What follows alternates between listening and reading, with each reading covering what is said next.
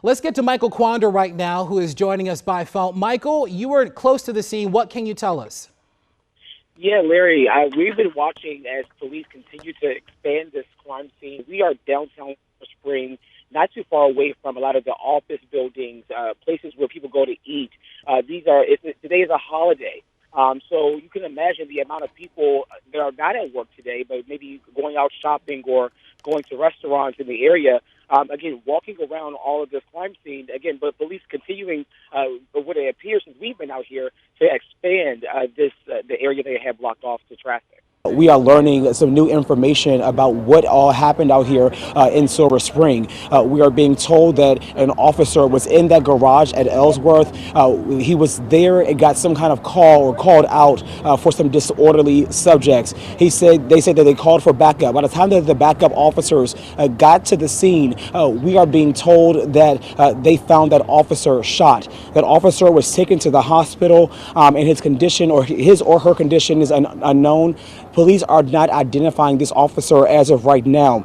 Right now, we don't know how many people were there, how many gunmen there could have been. What we do know that police have not caught anyone. No one is in custody at this point. So they have locked down this area. They are telling people to avoid this area if you can, because they do not know if these people are armed and dangerous, and if they are still out here and a danger to the public right now. So, Larry, it's going to be a situation continuing to unfold out here. All right, Michael, stand by, because I think that we learned a lot from that news conference that we certainly did not know about the investigation in the beginning. As a council member for this area, it can't be easy to see your district or your coverage area going through this right now. No, it's very, very troubling. It's a reminder. I was there the night the Flower Branch had the explosion and the tragedy there. It's a wonderful community, and I think the best community in the whole area. And it's the whole community is going to be suffering when you have an event like this. It's going to be on everybody's mind for a long time. Yeah. So we just heard from the council member in this area, Council Member Tom Hucker.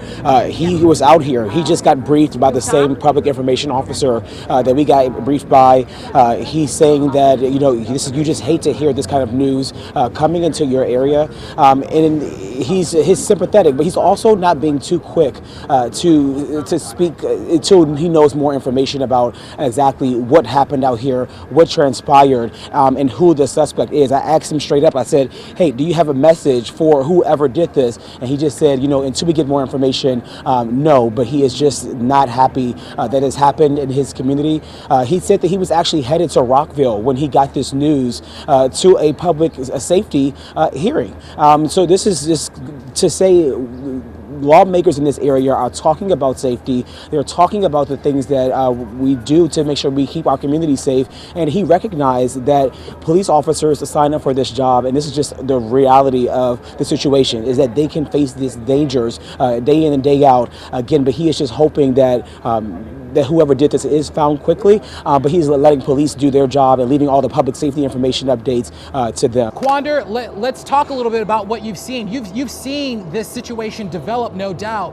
What are you seeing right now? Yeah, Larry, I want to just share one moment with you. Just being out here at the media staging area, we've been seeing people walk by, and this one woman walked up to me. You can see her eyes were a little worried. She said, "What is going on here? I live right down the block. I just got finished walking my daughter to daycare." And when I told her what happened, that an officer in her neighborhood had been shot, she started breaking down into tears. And I think that shows you just how emotional and how high-strung that this situation can be. Her hand literally shaking. I asked her, "Can I give you a hug?" We embraced, and she said that, I hope that whoever did this is caught. I hope that we get to learn more details about what led up to this. And this is all what police are going to be doing throughout the day, that they have been doing for several hours now. What we can tell you is that that I just talked to the PIO.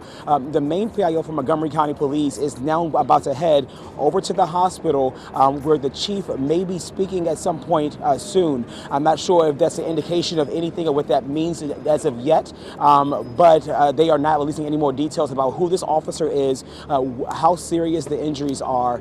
We are just right now in a holding pattern as to more information about what's happening at the hospital fully, but we are being told that the main PIO officer is leaving this scene where we are, where that shooting happened, to go toward the hospital because that is where the chief may be expected to be speaking at some point this afternoon. The officers at the top of the garage and called out with disorderly subjects, meaning something that he discovered. Yeah, so that was us as we were getting more information about this situation.